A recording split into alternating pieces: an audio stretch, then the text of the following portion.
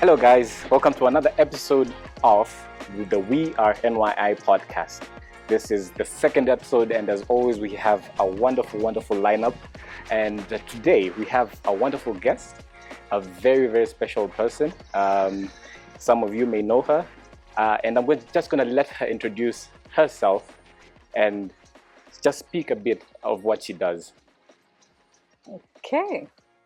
Thank you for having me. I think it's a good day. It's a beautiful day. My name is Faraja Bati. For those who don't know me, I am originally from Tanzania.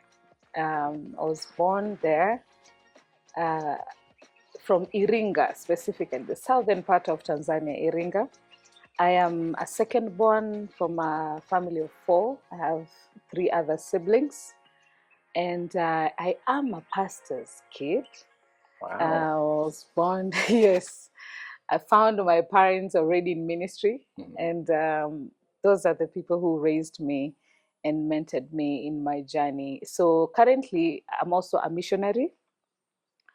I serve as a mission mobilizer in the Africa region and also administrative assistant for the personnel department. So I am many things at some point, Right. but I am, and I'm also a worshiper. I love music. I love leading worship, and trust me, that is my area. But I am happy to be here. Wonderful. Yes. It's so great to have you here.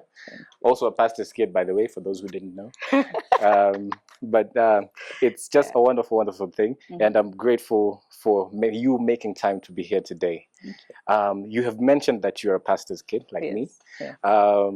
And also, from what I know, is you are married to Reverend Sean, who is also a pastor's kid. Yeah. And please tell us how that story came about, how you guys came to meet. How do 2 pastors' kids from different backgrounds, you from Tanzania, Iringa, him from Zimbabwe, that's Mutare, and then coming to meet together? Yep. I think sometimes I think that's when you say God's ways are very different than the way we think. When I was in Iringa growing up, I never had an idea thinking that I'll be in Kenya at some point. Right. So yes, and also just knowing that you're going to get married to somebody who is all the way from Zimbabwe, I never dreamt of something like that. Right. But it was interesting. God finds a way of how to bring us together. Yeah. So my parents came to Kenya. They were sent here because of ministry in the year 2007, and I came here 2008. Right. I went to school here. So pretty much, actually, this year, this is my 18th year being in Kenya. Almost another decade. That's second decade, yes. Yeah. So my parents came here, and we went to school, and then I joined African as a university. That's where I met Sean. Because Sean, also from Zimbabwe, he had his own journey to Malawi, and then finding himself to in Kenya, and that's where we met. Okay. Yes, that's where we met at ANU here. This is where everything begins.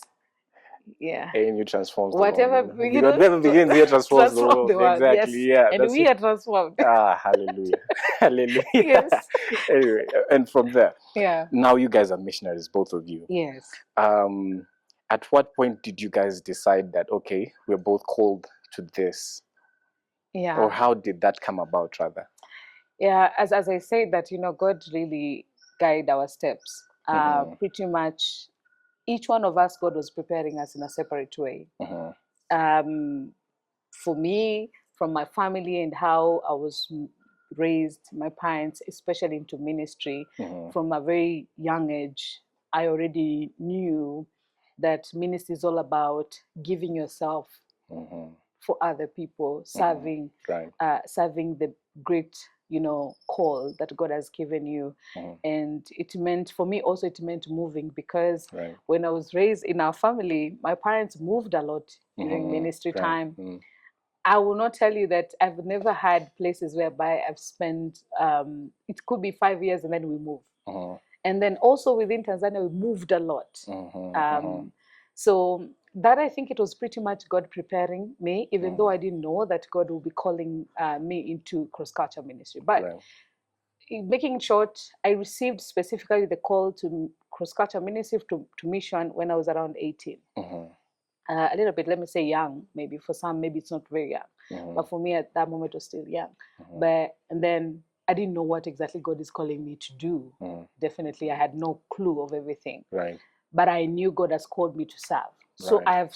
I've been serving God into different parts of ministry, worship. Pretty much, I was doing a lot of music.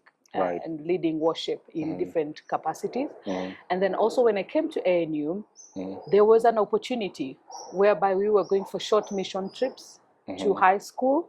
And those short mission trips really helped me to really explore what God is really guiding me into. And those are the steps that God helped me to get the confidence and also to be able to know that's where God is calling me. But also it was interesting because we were doing it with Sean. Right. Yeah. So he was the one who is leading us, and we will be going to these mission trips and serve God. So even our bond became more strong because of serving together in those capacity. And so by the time when we were just feeling ready, everybody was just ready. We felt like, yeah, God is leading us to this space. And none of us was a bit shocked of, is it true or what? Because already God called us different. Sean was called around when he was 12 years old. Right. And for him, he was confident about it. Yeah. I was running away many times. Yeah. So for him, it was not something that he was really shocked when God was confirming this. So I'm grateful that I got a partner who God already prepared him for that. Right. Yes. Oh, that's good. Yes. So people, you've heard, when you go and minister out there, you might just get your future. Yep. Anyway. Go and minister together. So anyway, you've mentioned that you, as a pastor's kid, had to make sacrifices. Yes. And I know that that's what comes with ministry. Yes. And what has been like the one thing you'd say you've sacrificed most, or rather, what would you say is something that you feel like you've sacrificed the most? Yeah. That makes you feel like, yeah. Oh man, let me tell you, when it comes to mission and when it comes to serving God, it says, you deny yourself and carry your cross and go. Right. The big part that I always feel like I sacrifice a lot is the family. Family part of it. When you are raised, you're growing together with your people, your siblings, your parents, and everything. And I know, yes, marriage makes you go away, but it's not like the way ministry makes you go away. So when it comes to mission, the sacrifice of leaving family behind, missing birthdays, missing some weddings, missing funerals attending. It is not an easy one. It's a little bit sometimes it's not easy, it's tough. It's a heavy one. So that is one part I will tell you. We miss a lot of things when it comes to family, but we know why. Sometimes you just understand because of the cause or where you are, but that's the part I will tell you. Sacrificing is the family part of it. Yeah, and how have you been able to handle or tackle this? Is it something you just get used to, or is it something you have to continue asking for God's grace? That hey, God, I need help. How did you handle it? It's not something that you really get used to because your family is just your family. Right. But I think God gives you the grace to continue holding on and moving on. But the other way is to stay connected with your family members. We thank God for communication. Right. Nowadays, we have so many ways of communicating with our people. So definitely staying in touch and communicating. And when you have an opportunity to go back, you try your best to really, try to go and see most everybody that you missed for those moments. But also the comfort comes is because God also, where he sends you, he gives you a family. Right. Yeah. And that brings you a lot of comfort because one thing I've realized when I was coming to Kenya, I didn't know how things are going to be. But God really raised a family here in Kenya. I will not feel so much lonely because I have big people, family here. People have been surrounding me, friends, that we connect, that we talk, that I can cry on. So God really find other people to cover that gap Right. in many ways, even though sometimes it might not cover completely, but he will raise other people who come and surround you in a foreign land. Right. That's a very important part, that one. Yeah. And do you ever feel like, okay, let me rephrase this. How about, is there anything that you've ever come across that you perceived as like a major cultural shock? I know there's the thing of, yes, you're used to a place, but then there's the new place where you go, everything is absolutely new. You do not know anyone, you do not know the language, you do not know anything. At least Tanzania, Kenya, Yes, it's kind of close. But there's those places where you've gone and you're like, okay, now this I was not ready for. Extreme shock was when I went to Zimbabwe. Right. You know, the one thing, it had to be Zimbabwe. It had to be Zimbabwe.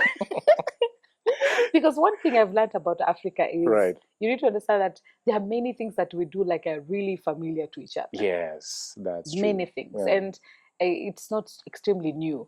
But the things that you will find, they're extremely new. And this is one. When I went to Zimbabwe, the thing that shocked me is the greeting. I do that greeting now.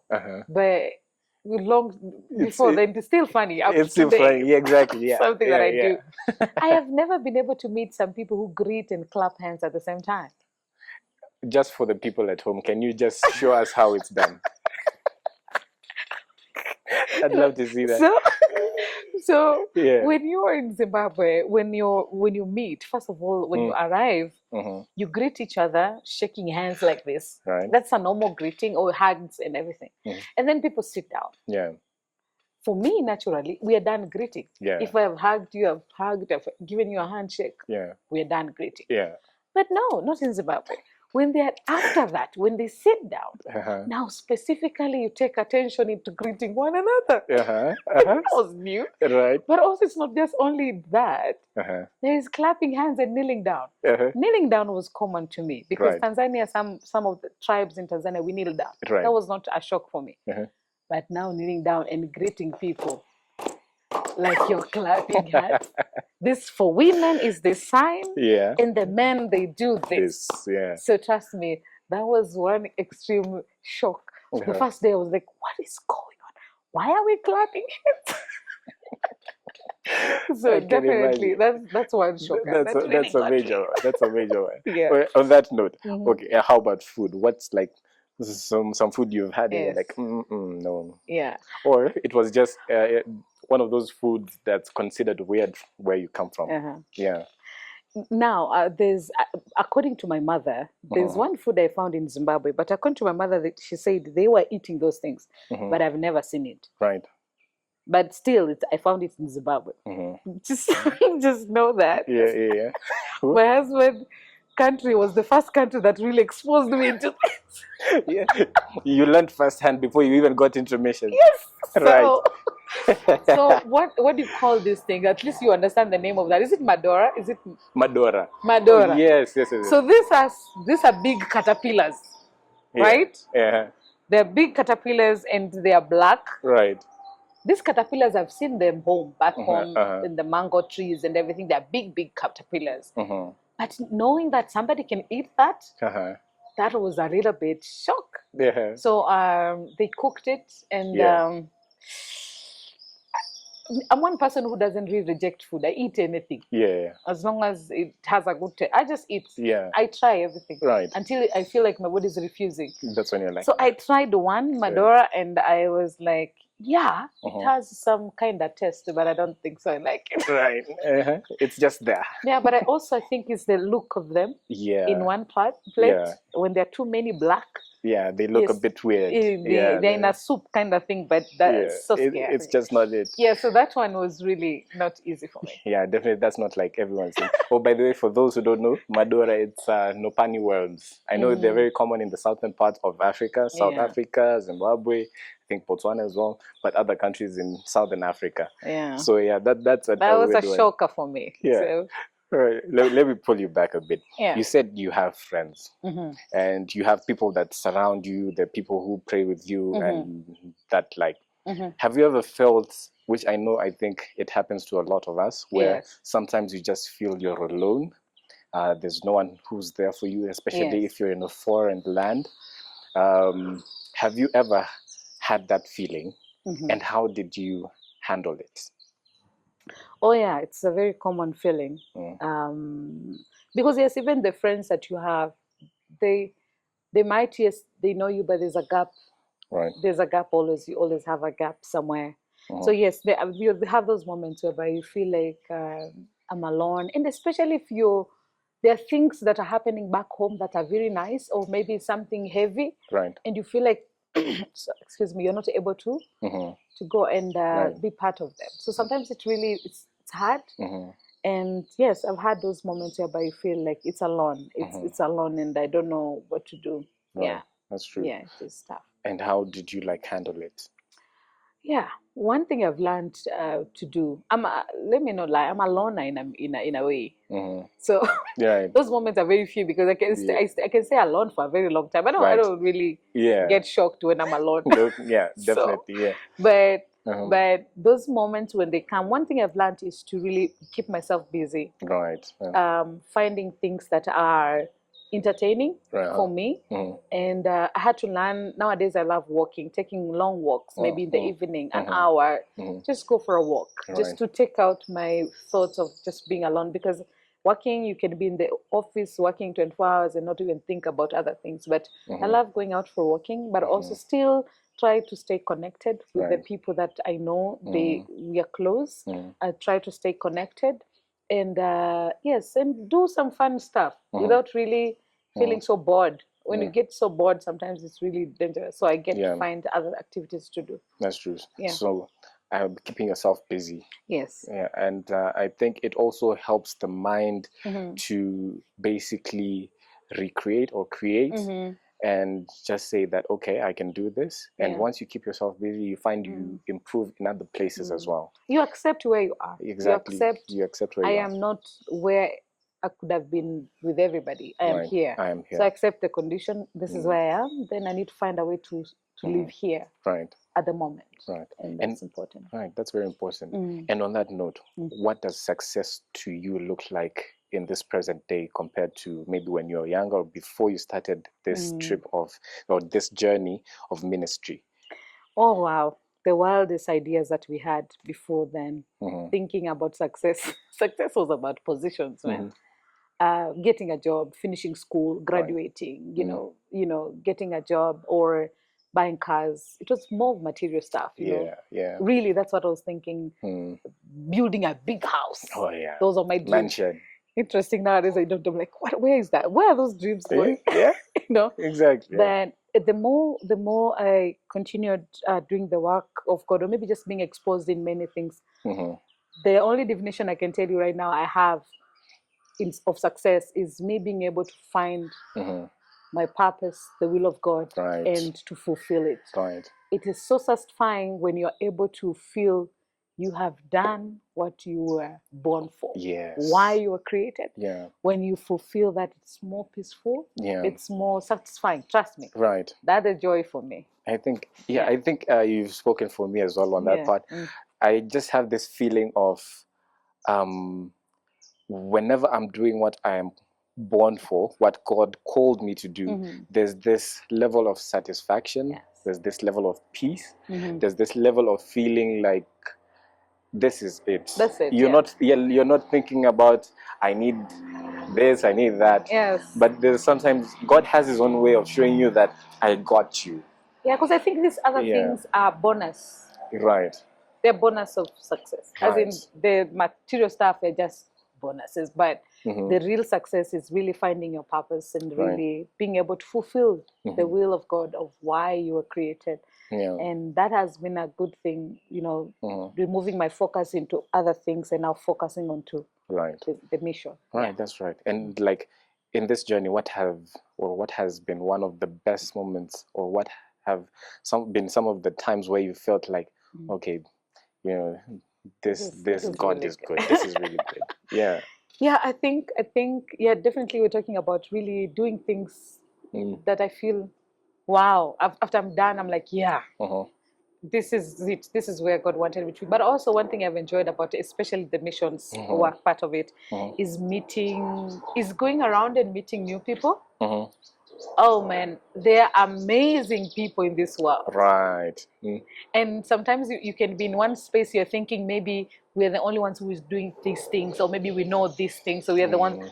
Trust me, I have seen young, vibrant, amazing people who are doing great things. Right. It could be young or old, but I have met people who have, sometimes they challenge you. Right. You're like, oh, if this person can do this, what have I been doing? Exactly. What have I been doing? Yeah. And so for me, the exposure of meeting amazing and great people, it could be a one day, but you meet somebody so amazing that you leave and you keep on thinking and wondering. That was really good. So for me, I think what I've enjoyed much is really meeting amazing people around the world, around Africa, and there's so much. Sometimes you can be in one place and you think everything is falling apart until you go around and see how many things are going on well, and you're like, oh, yeah, there's hope. So I think that's what I enjoy most. Right. Yes. On that note, how would you encourage someone like me who is in a position of I'm afraid to go into another culture? I'm afraid that I'm too young. I'm afraid that people are going to judge me. I'm afraid that I'm not good enough to be a missionary. What would you say to that person?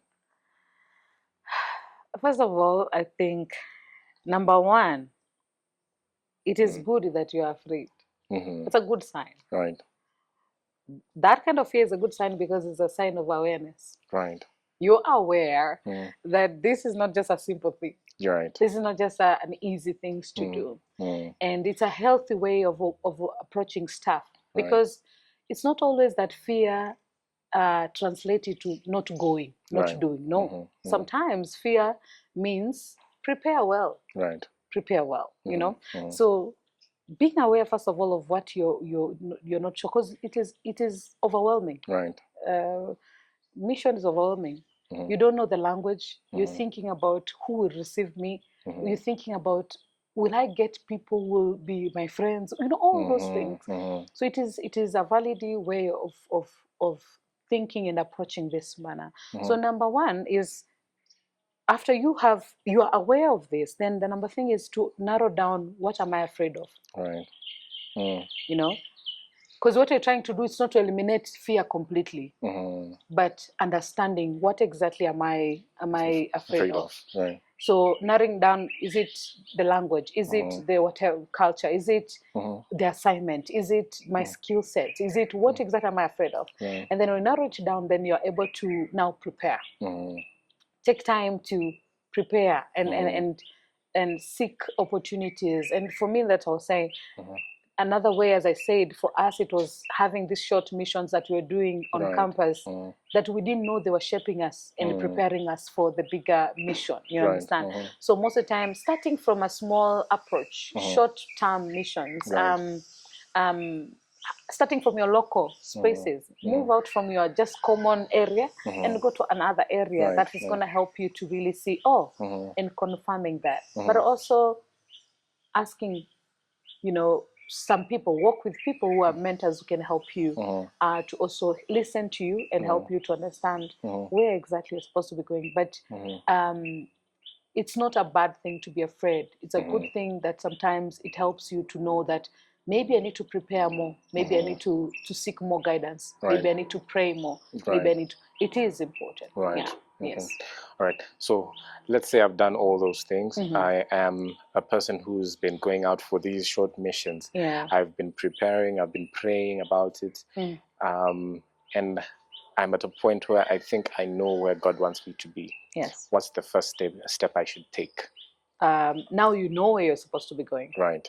Okay. First step, when you already receive the calling and you have clarity, because the first thing I always tell people, when you receive a calling, first pause and get clarity.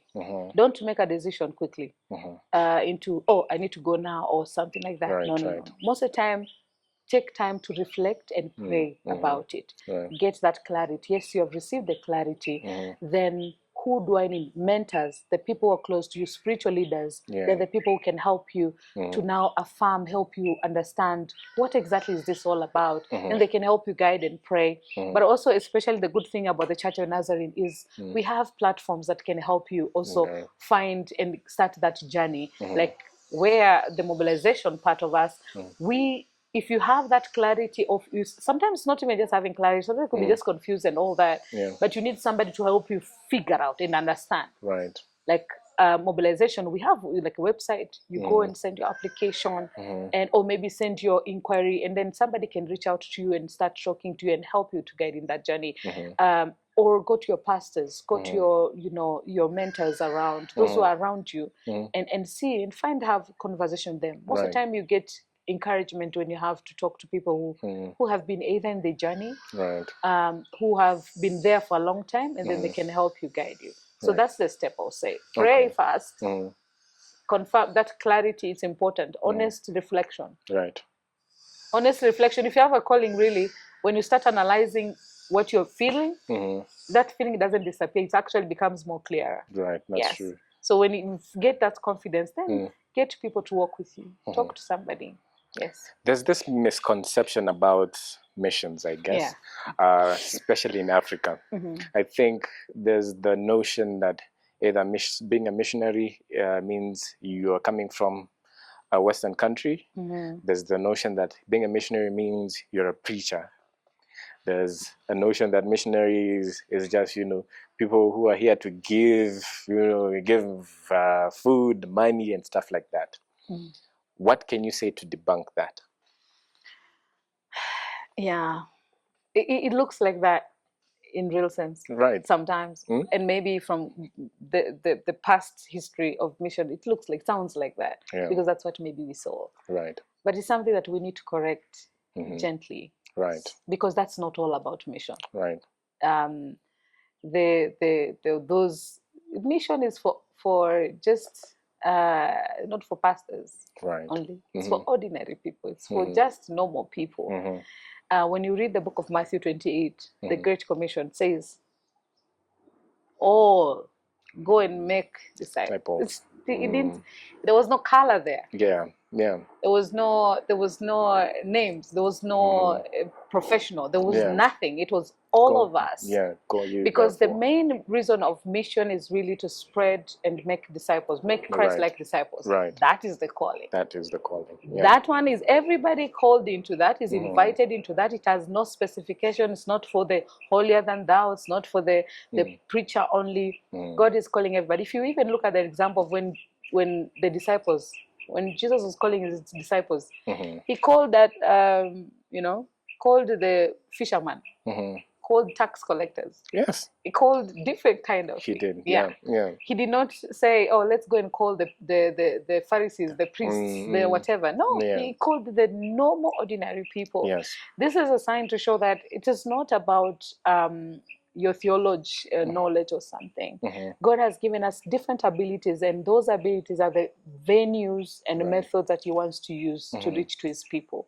So accountant, business people, we need administrator in mission work, we need nurses, we need all type of things. So it is that conception of saying, "Oh, it is only for preachers." No.